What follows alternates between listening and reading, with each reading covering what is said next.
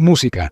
Cuando el Reich alemán atacó a la Unión Soviética el 22 de julio de 1941 y comenzó la guerra germano-soviética, se unió a Italia, Hungría, Rumania y al Estado eslovaco en el lejano norte. El ejército de Finlandia, bajo el mando del mariscal de campo finlandés sueco Carl Gustaf Emil Mannerheim, brindó apoyo en el frente. Pero si uno quiere entender las razones del compromiso finlandés del lado alemán, hay que retroceder en el tiempo, y uno no puede evitar recordar la frase de que la historia, hasta hoy, tiende a repetirse. A pesar del pacto de no agresión entre Finlandia y la Unión Soviética, firmado el 21 de enero de 1932, la Unión Soviética, el 30 de noviembre de 1939, atacó a su pequeño vecino Finlandia, que tenía solo 3.7 millones de habitantes, iniciando así la llamada Guerra de Invierno, que duró hasta el 13 de marzo de 1940. Aquí está la situación el 7 de diciembre, cuando el Ejército Rojo había alcanzado la llamada Línea Mannerheim, la línea de defensa finlandesa entre el lago Ladoga y el Golfo de Finlandia, a través del Istmo de Karelia. La razón de la agresión soviética fueron las demandas territoriales sobre la zona en el Istmo de Karelia, cerca de Leningrado, la actual San Petersburgo, que Finlandia había rechazado. Hoy en día se ha aceptado esta interpretación. Como prueba se utilizan los protocolos secretos del pacto, que lleva el nombre del ministro de Asuntos Exteriores soviético, Molotov, círculo rojo, y su homólogo alemán, Ribbentrop, círculo marrón. La interpretación es que Stalin, con su invasión, tenía la intención de conquistar toda Finlandia y luego instalar un gobierno títere comunista finlandés, como ya se había hecho a partir del 1 de diciembre de 1939 en los territorios conquistados, con la República Democrática de Finlandia bajo el mando del comunista soviético finlandés Otto Wilhelm Kuusinen, quien aparece a la derecha en la imagen. Después del ataque del Ejército Rojo, aquí una vista del frente el 12 en diciembre. En los países occidentales hubo la habitual indignación verbal. Hoy en día alguien probablemente lo habría llamado un cambio de época. Pero esa indignación verbal y las promesas de ayuda más generosas pronto resultaron ser, en general, solo palabras vacías. Porque las grandes esperanzas de apoyo militar de la pequeña pero valiente Finlandia, por parte de Europa Occidental, por decirlo elegantemente, se mantuvieron muy limitadas. Únicamente el vecino neutral, el Reino de Suecia, además de 77,000 rifles, grandes cantidades de municiones y también cañones antiaéreos, envió 8,000 voluntarios para apoyar a los 250,000 soldados finlandeses con 32 tanques y 100 cañones antitanque y 123 aviones en su lucha contra el Ejército Rojo. Además, se anunciaron contingentes de voluntarios, 350 húngaros, 1,000 daneses, 800 noruegos, 230 estadounidenses y 150 italianos. Pero estos solo llegaron a Finlandia después del final de la guerra. Francia había enviado 30 de sus 1,000 aviones de combate Morane-Saulnier, 406 Reino Unido, 30 biplanos Gloster Gladiator obsoletos e Italia, 17 bombarderos del tipo Fiat BR, 20. Pero si se compara todo esto con los 700,000 soldados, 3,000 tanques y 3,000 aviones que la Unión Soviética desplegó contra Finlandia, estas entregas occidentales ni siquiera fueron la proverbial gota en el océano. Sin embargo, los aliados occidentales, es decir, Reino Unido y Francia, también tenían sus razones para continuar las actividades bélicas en el norte, ya que con ello podían aumentar la presión militar sobre su enemigo, Alemania. A esto se sumaba su claro deseo de aislar la mina de hierro más grande del mundo, ubicada en Kiruna, al norte de Suecia, de las rutas de suministro alemanas. Así, el primer ministro británico, Winston Churchill, y el ministro de Asuntos Exteriores de Francia, Édouard Daladier, prometieron a los finlandeses en febrero de 1940 un cuerpo expedicionario de supuestamente 100,000 soldados para apoyar a sus fuerzas armadas. Pero ¿para qué se debía usar realmente este cuerpo?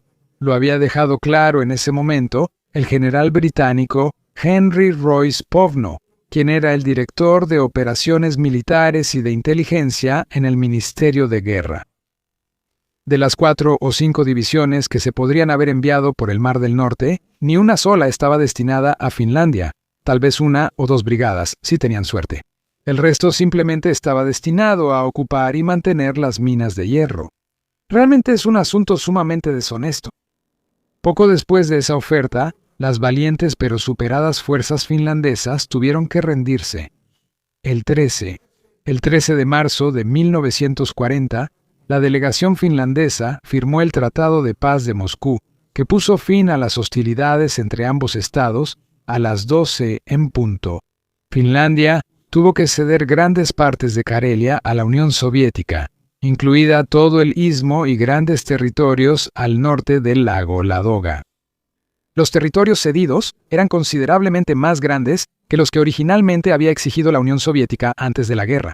Así que no fue ninguna sorpresa que el gobierno finlandés, bajo el mando del jurista Risto Ryti, desde el 1 de diciembre de 1939 hasta el 19 de diciembre de 1940, primer ministro desde el 19 de diciembre de 1940, presidente de Finlandia, también tuvo en cuenta en sus planes políticos futuros las promesas incumplidas de Francia y Gran Bretaña hacia Checoslovaquia y Polonia. Finalmente había perdido la confianza en una intervención de las potencias occidentales y tras la capitulación consideró la posibilidad de buscar un nuevo aliado, porque los finlandeses se dieron cuenta una vez más de que su pequeño país, frente al enorme vecino que era la Unión Soviética, estaba básicamente indefenso a pesar de toda la valentía de sus soldados, que no se podía confiar mucho en las promesas de las potencias occidentales y que lo más sensato sería una cooperación política con la Alemania anticomunista, militarmente fuerte y exitosa en varias campañas. Lo que llevó el 22 de junio de 1941 a la participación de Finlandia en el ataque alemán contra la Unión Soviética. Sin embargo, el presidente Ruzzi dejó claro a Berlín desde el principio que su participación en la guerra, a diferencia de los otros aliados de Alemania, era puramente defensiva. Era simplemente la continuación de la Guerra de Invierno de 1939-1940, con el objetivo de recuperar los territorios finlandeses perdidos tras la derrota en la Guerra de Invierno en el Tratado de Moscú.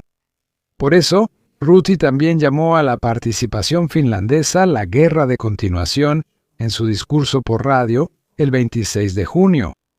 Pero ese era el mariscal Mannerheim, quien hasta el estallido de la Revolución de Octubre rusa en 1917 había sido teniente general en el ejército zarista ruso y también había comandado al ejército finlandés durante la Guerra de Invierno de 1939-1940. Aceptó el deseo de su gobierno solo bajo una condición, de que las fuerzas armadas finlandesas no podrían participar en un intento alemán de conquistar directamente Leningrado junto con ellos, sino que deberían quedarse antes de llegar ahí.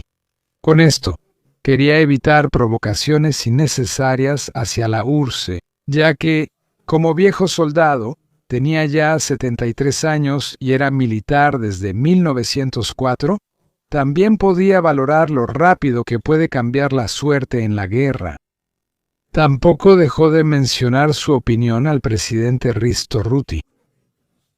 El jurista anglófilo Ryti, ligado a la tradición de fuertes relaciones comerciales con Gran Bretaña, al principio no era partidario de una asociación política con la Alemania nacionalsocialista, ya que, como él mismo explicó, no se hacía ilusiones sobre la verdadera naturaleza de Alemania. Pero después de la campaña de Polonia y la nueva frontera germano-soviética, marcada en rojo, el mar Báltico quedó dominado ahora por los alemanes y los soviéticos. Pero como Finlandia dependía de importantes importaciones como alimentos o combustibles, él había aprobado la nueva conexión, sobre todo porque Alemania también prometía un comercio confiable. En agosto de 1940, él también había aceptado una colaboración militar secreta con Alemania. Cuando entonces, en el gran escenario político, se fue haciendo cada vez más evidente que la paz entre Alemania y la Unión Soviética no solo era frágil, sino que también una guerra se volvía cada vez más probable. Ryti había iniciado ahora, paso a paso, una política que tenía como objetivo asegurar las reclamaciones finlandesas también sobre territorios que él consideraba de interés para el país, en caso de que la gran reorganización del territorio de Europa del Este también se lograra mediante la guerra. Así, por ejemplo, la guerra de continuación también incluiría la ocupación de Karelia Oriental, por la que los círculos nacionalistas habían luchado desde la década de 1910. Las ideas de expansión territorial de Ryti también habían sido respaldadas por la opinión de expertos militares occidentales, quienes sostenían que el ejército soviético, el coloso con pies de barro, colapsaría en pocas semanas en caso de una invasión alemana. Pero cuando Alemania realmente atacó a la Unión Soviética cuando comenzó el 22 de junio de 1941, Finlandia permaneció inicialmente neutral desde el punto de vista militar, hasta el 25 de junio, cuando el bombardeo de ciudades finlandesas por parte de la Fuerza Aérea Soviética llevó a la declaración de guerra contra la Unión Soviética y se permitió la entrada de tropas alemanas, ahora también lanzar ofensivas desde Finlandia. Aquí está el despliegue de las fuerzas desplegadas en la frontera finlandesa soviética desde el inicio de Barbarroja. Luego, del 31 de julio al 5 en septiembre, el ejército finlandés atacó en dos fases al norte y al este del lago Ladoga y capturó el día 29 de agosto la provincia de Karelia, perdida tras la derrota en la Guerra de Invierno de 1940 junto con la capital Viborg. Aquí el desfile de la victoria después de eso. Pero la exigencia del jefe del alto mando de la Wehrmacht, el general Feldmarschall Wilhelm Keitel, hacia Mannerheim en septiembre, de que el ejército finlandés debía seguir avanzando, también, y que allí debían unirse con las fuerzas alemanas que avanzaban a lo largo de la costa sur del lago Ladoga. Tanto Mannerheim como el presidente Ryti rechazaron esa petición. Después de que el ejército finlandés alcanzó los objetivos que se les habían fijado, el 6 de diciembre pasaron a la defensa. Ahora comenzó una guerra de posiciones, que hasta junio de 1944 llevó a un largo periodo de relativa calma en el frente. Pero en cuanto a la actitud independiente que mostraron hacia el exterior frente a Alemania, tanto Mannerheim como Ryti, aquí en junio de 1942 durante la visita de Hitler, con motivo del 75 cumpleaños del mariscal, ambos eran muy conscientes de su propia debilidad, porque su país, del cual un tercio se encuentra al norte del Círculo Polar Ártico, dependía en gran medida de los suministros alemanes de alimentos y gasolina. Esta dependencia se hizo aún mayor después de que el importante socio comercial de la preguerra, Gran Bretaña, bajo su primer ministro Winston Churchill, cediera a la presión soviética y el 6 de diciembre de 1941 le declarara la guerra.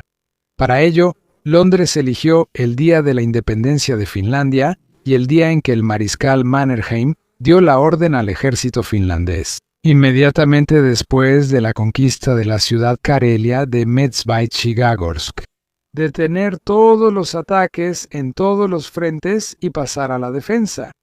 Paralelamente a la declaración de guerra británica a Finlandia, el día 6, el 6 de diciembre, y probablemente en coordinación con los británicos, el mariscal del Ejército Rojo, Georgi Zhukov, lanzó la contraofensiva del Ejército Rojo contra las 68 divisiones alemanas agotadas que estaban frente a Moscú, utilizando 106 formaciones del tamaño de una división, incluidas 21 divisiones de élite frescas provenientes de Siberia, lo que llevó a la derrota de la Wehrmacht ante Moscú. Lo notable de esta gran ofensiva del 6 de diciembre fue que el 5 de diciembre, la evaluación de la situación de la Abteilung Fremde Heere Ost de la Abwehr del OKW, bajo el mando del coronel Eberhard Kinzel, que las tropas soviéticas en ese momento, sin recibir refuerzos significativos, no serían capaces de lanzar un gran ataque en el sector del grupo de ejércitos centro. Y para colmo, el ataque japonés a la flota del Pacífico que se encontraba en la base naval hawaiana de Pearl Harbor, un día después, el 7, llevó oficialmente a Estados Unidos a la guerra. Ahora, después de la primera derrota de la hasta entonces considerada invencible Wehrmacht alemana, los responsables finlandeses se dieron cuenta de que la esperanza alemana de una guerra relámpago contra la Unión Soviética se había desvanecido definitivamente y que ahora tendrían que prepararse para una guerra más larga. Sin embargo, para eso los recursos limitados de Finlandia no serían suficientes, algo que se agravó durante el transcurso de 1942 y especialmente después de la dramática catástrofe alemana en Stalingrado. Eso llevó a que, el día de la rendición del Sexto Ejército por parte del comandante, el coronel general Friedrich Paulus, el 3 de febrero de 1943 y 4 días después del final de lo que hasta el 30 de enero fue el intento realizado por el Ejército Rojo en la Operación Chispa durante la Batalla de Ládoga, de romper el cerco alemán de Leningrado. El presidente Ryti y otros miembros del gabinete se reunieron con el mariscal Mannerheim, cito, para discutir la situación general. Después de la reunión, todos estuvieron de acuerdo en que Finlandia debía buscar una salida de la guerra, pero que, debido a su dependencia económica de Alemania, no podía hacerlo de inmediato y, sobre todo, no podía hacerlo abiertamente. Casi una semana después, el 9 de febrero, el jefe del servicio secreto de Mannerheim, el coronel Aladar Parsonen, pronunció ante el presidente Ryti un discurso clasificado como secreto en una sesión privada del Parlamento, y terminó aconsejando a los diputados que se acostumbraran a la posibilidad de que nuevamente nos veríamos obligados a firmar un tratado de paz con Moscú. Pero antes de que se pudieran tomar más medidas confidenciales, el día 15 de febrero, el Partido Socialdemócrata opositor bajo Väinö Salavaara traicionó al gobierno y había hecho una declaración pública diciendo que Finlandia tenía el derecho de salir de la guerra, si lo consideraba deseable y posible, llevando este tema políticamente delicado a la opinión pública. La publicación de este proceso interno secreto finlandés fue aprovechada de inmediato por los Estados Unidos de América, aliados de la Unión Soviética, a través de su embajada en Helsinki, con una llamada oferta de mediación. Después de eso, el ministro de Relaciones Exteriores de Finlandia, Henrik Ramsay, de quien el oficial de enlace alemán generalmente muy amigo de los finlandeses, el general de infantería Valdemar Erfurt, aquí con el mariscal Mannerheim, se había quejado de que el ministro de Relaciones Exteriores tenía malas relaciones con Alemania. Voló a Berlín para informar allí sobre la oferta estadounidense. Ramsay también había intentado obtener la promesa del ministro de Relaciones Exteriores alemán, Joachim von Ribbentrop, de que la Wehrmacht se retiraría voluntariamente del norte de Finlandia si Finlandia así lo solicitaba. La respuesta de Ribbentrop: Finlandia no solo debía rechazar la propuesta estadounidense, sino también comprometerse ante Berlín a no firmar ningún armisticio sin el consentimiento alemán. Con Moscú. Después de que Hitler ya había recibido a los líderes de Hungría, Rumania y Eslovaquia en el Berghof, prácticamente para mantenerlos de su lado, el embajador de Berlín en Finlandia, Vipert von Blücher, en la imagen a la derecha con un oficial finlandés el día 15 de febrero de 1943, pidió al recién reelegido presidente Ryti que también viajara a Alemania. Pero cuando Ryti, señalado con el círculo azul, se negó para disgusto de Berlín, Blücher, círculo marrón, fue retirado temporalmente. Y, para subrayar el disgusto, a partir de principios de junio, se detuvieron todas las entregas de alimentos a Finlandia y se redujo a la mitad el suministro de combustibles y lubricantes. Pero como Alemania no podía arriesgarse a molestar a su único aliado con capacidad comprobada para combatir con éxito al Ejército Rojo, las restricciones se levantaron a finales de junio. Y eso, a pesar de que Finlandia no había hecho ninguna concesión. Hasta por lo menos finales de 1942, la mayoría de los líderes políticos y militares de Finlandia no querían aceptar que Alemania pudiera perder la guerra. Solo Mannheim había reconocido esta posibilidad antes, con la consecuencia de que el ejército finlandés no había realizado ofensivas propias durante todos esos años. Desde 1942, el gobierno finlandés también había sondeado regularmente la opinión pública a través de encuestas. Había una pregunta que era importante. ¿Cree usted que Alemania va a ganar? Pero en septiembre de 1942 todavía el 90 a 95% de los conservadores, el 55% de los socialdemócratas e incluso el 70% de los comunistas creían en una victoria alemana. En enero de 1943, como reacción a la derrota alemana en Stalingrado y a la segunda batalla de Ladoga que tuvo lugar en las inmediaciones de Finlandia, solo quedaban entre 40 y 45% entre los conservadores, 19% entre los socialdemócratas y 14% entre los comunistas. Entonces, la valiente pero claramente superada, Finlandia comenzó, sin el conocimiento de Berlín, a explorar posibilidades para negociar una salida de la guerra. En julio, la embajada soviética en Estocolmo, dirigida por Alexandra Mikhailovna Kollontai, había enviado un mensaje a Helsinki a través del embajador belga en el que expresaba su disposición a negociar, siempre y cuando la iniciativa proviniera del lado finlandés. Sin embargo, para el liderazgo finlandés, que seguía considerando a Alemania como su aliado militar más competente y confiable, esto aún no era una opción en ese momento. En cambio, le había hecho a Estados Unidos, que aún no les había declarado la guerra, una propuesta nacida de la necesidad durante el verano para motivarlos a ocupar militarmente Finlandia, lo cual para ellos sería mucho mejor que una ocupación alemana o, al final, una soviética. A través de la Embajada de Estados Unidos en Lisboa, el Departamento de Estado de Estados Unidos fue informado de que, si las fuerzas estadounidenses desembarcaran en el norte de Noruega y desde allí invadieran Finlandia, el ejército finlandés no les ofrecería resistencia. Sin embargo, el gobierno de Estados Unidos bajo Franklin D. Roosevelt, quien sentía una gran simpatía por Joe Stalin, no mostró interés en la propuesta de Finlandia y dejó pasar esta oportunidad única. Así que Finlandia permaneció al lado de Alemania hasta septiembre de 1944. Pero que sus líderes el hecho de que sus líderes desde el 2 de febrero de 1943, tras la capitulación alemana en Stalingrado, comenzaran a buscar una salida para su país, también demostraba previsión política y responsabilidad. Entramos en el año 1944, después de que el Grupo de Ejército Centro, a partir del 22 de junio, con la operación soviética Bagration, sobre la cual tengo 2 videos, enfrentó su destrucción total, el Ejército Rojo, con la operación Baibor-Petrozavodsk a partir del 25 de junio, que hasta el 9 de julio duró la batalla de Tali y Jantala. Un gran ataque llevado a cabo con una fuerza 3 veces superior contra el istmo de Karelia, que al día siguiente logró una ruptura. Había atravesado la línea finlandesa mostrada en azul y solo pudo ser detenido en la línea BBT mostrada en rojo. Ante la inminente catástrofe militar que ahora se perfilaba, Ryti, el 1 de agosto de 1944, renunció y dejó el cargo de gobierno al mariscal Mannerheim. Aquí está su juramentación.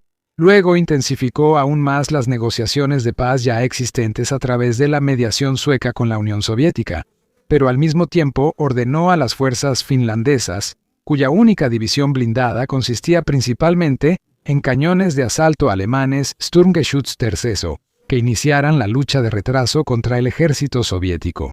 Los finlandeses fueron apoyados por la Brigada de Asalto Alemana, la Brigada de Asalto 303 y el capitán Hans Wilhelm Cardenio, con 27 cañones de asalto, Sturmgeschütz 3 y 9 obuses de asalto, 42, y por la unidad de combate aérea de la Luftwaffe, llamada Kulmai por su comandante, el teniente coronel Kurt Kulmai, con aproximadamente 60 a 70 Stukas Focke-Wulf y cazas Messerschmitt.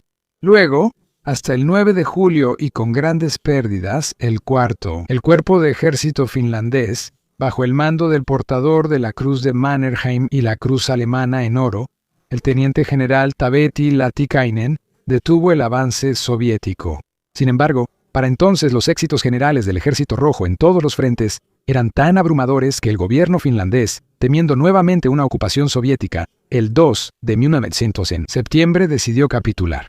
2 días después, el 4 de septiembre, el ejército finlandés declaró el cese de sus combates. Luego, el 19 de septiembre de 1944, los representantes de Finlandia y los de la URSS y Gran Bretaña, en nombre de los países en guerra con Finlandia, firmaron el Tratado de Armisticio de Moscú, que puso fin oficialmente a la guerra de continuación. Además de la confirmación de las pérdidas territoriales de la Guerra de Invierno, se tuvo que ceder la región de Petsamo, pero al menos los finlandeses pudieron conservar su independencia, aunque documentos encontrados posteriormente prueban que Stalin en realidad quería anexar toda Finlandia a la Unión Soviética, y solo se abstuvo de hacerlo mientras su principal enemigo, Alemania, no había sido derrotado. El precio de la independencia fueron las exigencias de que Finlandia debía romper las relaciones diplomáticas con Alemania y que todos los soldados alemanes, que ya no eran aliados y que no abandonaran el país antes del 15 de septiembre de 1944, debían ser expulsados, internados o desarmados. Esta tarea le fue asignada al Tercer Cuerpo de Ejército y al teniente general Hjalmar Silasvu, que estaba compuesto por la Tercera, Sexta y Undécima División, la División Blindada, así como el Regimiento de Infantería 15 y el Regimiento de Cazadores de Frontera, con una fuerza de alrededor de 75,000 hombres. Sin embargo, la exigencia finlandesa de recuperar su territorio hasta el 15 de septiembre era completamente ilusoria, ya que, por ejemplo, las unidades alemanas, mostradas en azul, que hasta ahora defendían el centro de Finlandia, estaban a unos 400 kilómetros de los puertos mostrados en rojo del Golfo de Botnia, marcado en verde, y a más de 600 kilómetros de la frontera entre Finlandia y Noruega. Incluso sin la intervención enemiga, el tiempo de marcha hasta la bahía de Botnia habría sido de al menos 30 días. La gran unidad alemana que el Tercer Cuerpo finlandés debía desarmar o expulsar era la 20ª, que contaba con unos 215,000 soldados, ejército de montaña, dirigido por el coronel general Dr. Jurg Lothar Rendulic. En ese momento, el ejército contaba con 32,000 caballos o mulas y más de 20,000 vehículos, así como provisiones, municiones y combustible para 6 meses, y se dividía en el 19 Cuerpo de Montaña, bajo el mando del general de tropas de montaña, Ferdinand Jodl, con la segunda y sexta División de Montaña, así como la División de Defensa Costera 210 estacionaria en la zona de operaciones del extremo norte del área de Petsamo, junto al Océano Ártico. Al 36º Cuerpo de Montaña, bajo el mando del general de tropas de montaña Emil Vogel, con las divisiones de Infantería 163 y 169, la Brigada Blindada Noruega y la Brigada de Esquí de Ametralladoras de Finlandia. Zona de operaciones de la gran región de Sala y Alakurti en Laponia Oriental.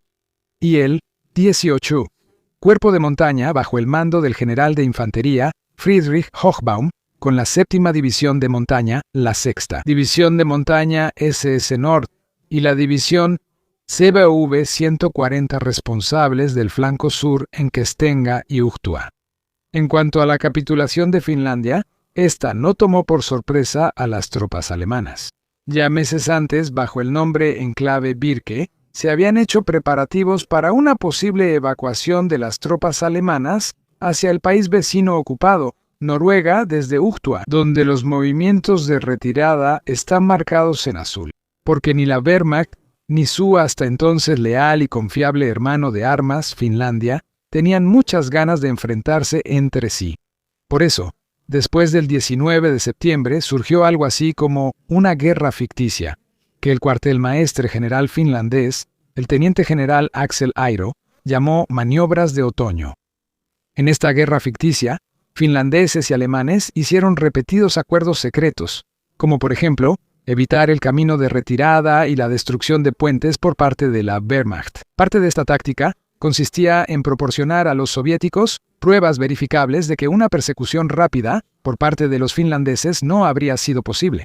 Sin embargo, esta guerra ficticia entre finlandeses y alemanes no pasó desapercibida para la Comisión de Control Aliada, que debía supervisar el cumplimiento del armisticio de Moscú. Ante esto, Moscú amenazó con ocupar Finlandia si no se comenzaba finalmente con la expulsión o el desarme de los alemanes. Bajo esta presión, al teniente general Silasvu no le quedó otra opción que emplear a sus tropas de manera más activa contra la Wehrmacht. Mientras tanto, ya había comenzado la mencionada Operación Birke alemana, cuya tarea principal también consistía en proteger la entonces vital minería de níquel en Pétzamo, de donde Alemania obtenía el 73% de su níquel. Birke además tuvo varias fases. La primera, el traslado de todo el equipo y material, se activó mediante la orden codificada de iniciar Birke. La segunda fase, que se activó con la orden Birkefehlen, preveía la retirada militar propiamente dicha hacia las posiciones defensivas Sturmbock, que se habían completado entre 1942 y septiembre de 1944. Aquí la vista moderna del terreno. Estaba previsto que, durante la retirada, se inutilizara la infraestructura que quedaba atrás. Tal como lo habían hecho, como se muestra en la imagen, las fuerzas finlandesas durante su retirada en el verano de 1944. En la última fase de la Operación Birke, las unidades alemanas restantes debían retirarse hasta las posiciones en la capital de Laponia, Rovaniemi, que también era el cuartel general del 20, alojaba tanto al cuartel general del 20º Ejército de Montaña como a un aeródromo de campaña de la 5ª Flota Aérea. Sin embargo, la ejecución de la Operación Birke resultó difícil al principio, a pesar de la mejor preparación. Entre las razones estaban, entre otras, la falta de espacio en los barcos y la red insuficiente de caminos y carreteras del país. Y por último, la incertidumbre sobre cómo se comportarían las fuerzas soviéticas y especialmente el antiguo aliado de armas, Finlandia. Después de que la Wehrmacht ya había comenzado en julio de 1944 a transportar equipo innecesario y objetos personales a Alemania, el 3 de 1900 en septiembre, comenzó la verdadera Operación Birke con la retirada del ejército y de todo su material. Los movimientos de retirada de las unidades alemanas, incluso desde territorio soviético, comenzaron en una operación apresurada en la noche del 8 al 9 de septiembre, excepto en el sur del frente alemán, en la zona comandada por el general Hochbaum, el 18 Cuerpo de Montaña, donde no se produjeron enfrentamientos. Las demás unidades se vieron envueltas en combates constantes con las tropas soviéticas. A la derecha e izquierda de las rutas de retirada se cavaban apresuradamente tumbas para los soldados alemanes caídos. Los soldados solo estaban relativamente seguros cuando llegaban al territorio finlandés, ya que en la frontera el Ejército Rojo había detenido su persecución y se había quedado allí. Los primeros enfrentamientos entre soldados alemanes y finlandeses ocurrieron el 28 de septiembre de 1944, alrededor de las 8 de la mañana en la llamada Batalla de Olava. Allí estaba el 6º Batallón de Reconocimiento de Montaña de las SS, perteneciente a la 6ª División de Montaña de las SS Nord, bajo el mando del SS Gruppenführer y teniente general de la policía Karl Heinrich Brenner, y comandado por el SS Obersturmführer Alfredo Zimmermann. Durante su retirada en el puente de ferrocarril y carretera de 45 metros de largo entre Oulu y Getakile, se toparon con 2 batallones de cazadores finlandeses motorizados, equipados con cañones de asalto, cañones antiaéreos y tanques, con los que ya se habían enfrentado el día anterior en la zona de la ciudad de Pudasjärvi. Supuestamente, primero los soldados debían fumar cigarrillos. Sin embargo, las órdenes de ambos grupos eran bastante diferentes. La orden de los finlandeses, atacar a los alemanes a la mañana siguiente y junto al puente. La de los alemanes, volar el puente. Pero cuando los finlandeses, aún el día 28, intentaron retirar las cargas explosivas del puente, los soldados de la unidad de reconocimiento las detonaron, lo que provocó un tiroteo en el que 5 finlandeses y 2 alemanes murieron, las primeras bajas de la Guerra de Laponia. El tiroteo duró poco menos de media hora, luego la unidad de reconocimiento se retiró hacia el norte. Una piedra conmemorativa recuerda hoy este acontecimiento.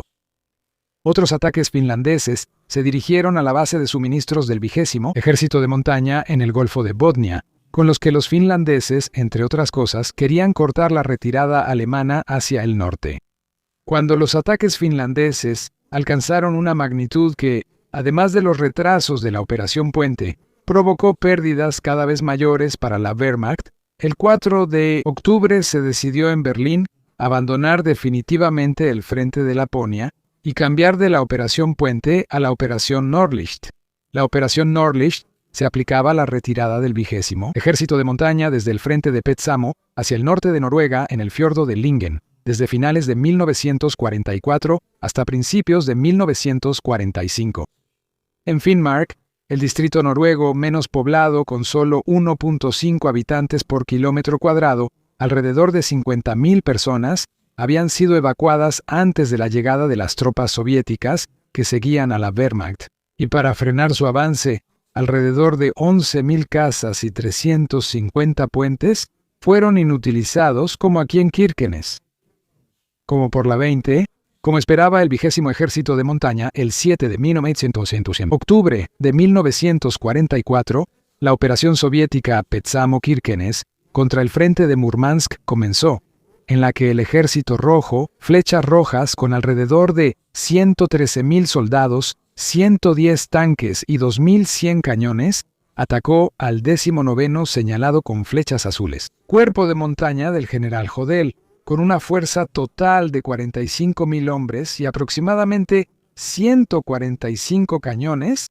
Al 19º cuerpo estaban subordinadas, las que defendían el segundo en el flanco izquierdo, división de montaña bajo el mando del teniente general Hans Degen, y la sexta que estaba en el flanco derecho, división de montaña bajo el mando del teniente general Max Joseph Pemsel, quien más tarde también fue teniente general de la Bundeswehr en el segundo cuerpo en Ulm debía comandar. La brigada de granaderos 388 subordinada, bajo el mando del coronel Gustav Adolf Meile, que estaba estacionada en el importante nudo de suministros de Petsamo, y la división de defensa costera 210 estacionada en lugar de Kirkenes, bajo el mando del teniente general Kurt Ebeling, el grupo divisional Van der Hoop con los regimientos de granaderos 103 y 503, bajo el comandante de la llamada fortaleza de Petsamo, el coronel y a partir de enero, general de división Adrian Van der Hoop. Sin embargo, su grupo divisional solo tenía la fuerza de un regimiento, así como la Brigada de Reconocimiento Ciclista Noruega, bajo el mando del teniente coronel Dietrich Freyr von Berlichingen-Jagdhausen, desde el 20 de enero-abril de 1945, coronel, también con una fuerza de solo 1.667 hombres, con la operación soviética, la 20. El ejército de montaña ahora se vio obligado a luchar en tres frentes, al oeste y al sur contra los finlandeses y en el frente de Moman contra los rusos.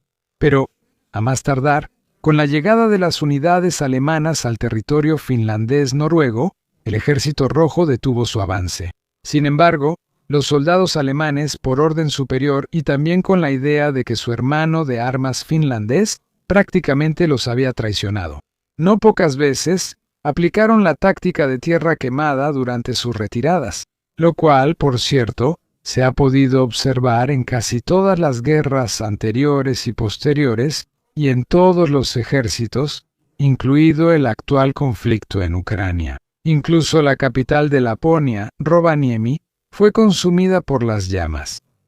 Rovaniemi, donde el 90% de los edificios habían sido destruidos, se menciona frecuentemente en la literatura y en Internet como el ejemplo de la tierra arrasada. Sin embargo, hoy en día la causa de los daños masivos en esta ciudad debe considerarse de manera más diferenciada. Así, durante la retirada alemana entre el 14 y el 16 de octubre de 1944, en la batalla de Rovaniemi, lucharon alrededor de 1.500 finlandeses de la Brigada de Cazadores con los batallones de cazadores 2, 3 y 5, con 20 tanques y una retaguardia de alrededor de 500 soldados, apoyados por 3 tanques pertenecientes a la Sexta División de Montaña Norte, perteneciente al 12º Regimiento de Cazadores de Montaña de las SS. Sucedió lo siguiente. El 13 la unidad alemana había comenzado a destruir todas las casas vacías o los edificios públicos de la ciudad, incluyendo la llamada Casa de la Wehrmacht de la Camaradería, mientras que los hospitales, iglesias y casas habitadas debían ser respetados. Mientras los primeros edificios públicos eran incendiados, el comandante del regimiento, SS Standartenführer Franz Schreiber, dio la orden de sacar de la ciudad, usando un tanque, un tren de municiones que estaba en la estación de Rovaniemi sin locomotora, cargado con 400 toneladas de proyectiles de artillería y mortero, rifles, munición de ametralladora y minas. Pero por una razón inexplicable, el tren de municiones volvió a estar en la estación por la noche, y hasta hoy no se ha esclarecido la causa de esto. O bien fue empujado de nuevo hasta ahí, o rodó de regreso por sí solo, o simplemente nunca fue movido. Por la noche, también por razones no esclarecidas, el tren se incendió y la munición explotó. Luego, los proyectiles que cayeron durante horas sobre la ciudad y los escombros en llamas incendiaron numerosas casas de madera. Más tarde, se dice que una unidad de comando finlandesa admitió haber volado el tren de municiones, lo que posiblemente fue la causa principal de la destrucción de la ciudad. Pero como dije, hasta hoy nadie puede decir qué circunstancias realmente llevaron a la destrucción de la ciudad de Rovaniemi, que ya ha sido reconstruida. En la batalla murieron 36 soldados finlandeses y 52 soldados alemanes. Descansan junto con los demás 2.478 soldados alemanes caídos en Laponia durante toda la Segunda Guerra Mundial en el cementerio militar alemán de Norrväjärvi, que se encuentra a 18 kilómetros de Rovaniemi. 690 de los soldados no pudieron ser identificados. A pesar de estos ataques finlandeses más bien aislados, la Guerra de Laponia, la lucha bajo la aurora boreal a principios de noviembre de 1944, había terminado de hecho. La Wehrmacht se había retirado sin mayores contratiempos. La Brigada de Cazadores finlandesa fue desmovilizada hasta febrero de 1945, quedando solo 600 hombres. Luego, después de un último escaramuza con soldados finlandeses el 25 de abril de 1945, las últimas unidades alemanas en Kilpisjärvi, ubicado en el extremo noroeste, abandonaron el territorio finlandés y cruzaron la frontera hacia Noruega. Aquí, el 27 de abril, soldados finlandeses celebran este acontecimiento izando la bandera en el punto donde se encuentran las fronteras de Noruega, Suecia y Finlandia. Con eso, desde el 19 de septiembre de 1944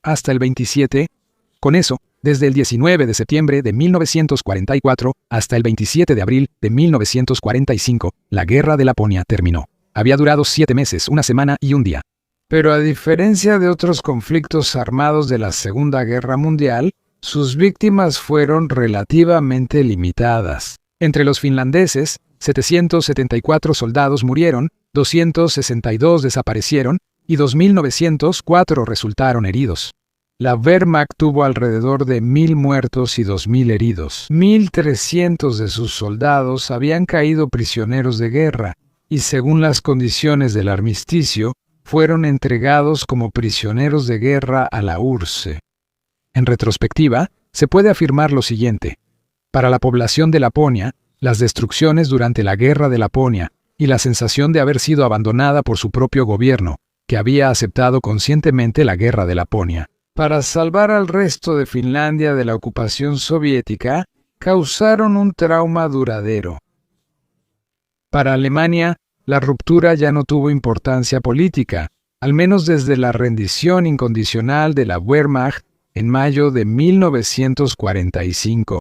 Sin embargo, en Finlandia, las jóvenes que habían sido amigas de un soldado de ocupación alemán, e incluso aquellas que tenían un hijo en común, tuvieron que pagar durante décadas como putas nazis junto con sus pequeños hijos. En esto, el Partido Comunista de Finlandia, que fue readmitido a partir de 1944, se destacó de manera vergonzosa por su odio. Pero hoy en día, las relaciones entre Alemania y Finlandia son nuevamente especialmente amistosas y cercanas. Soldados de la Bundeswehr entrenan con sus compañeros finlandeses en Laponia y cada año, en el Día de Finlandia, conmemoran en Hohenlockstedt, Schleswig-Holstein. Soldados alemanes y finlandeses, a los cazadores finlandeses formados en 1916 por voluntarios del Gran Ducado de Finlandia y que lucharon en la Primera Guerra Mundial en el frente oriental del lado alemán, del Real Batallón de Cazadores Prusiano número 27. ¡Jorido!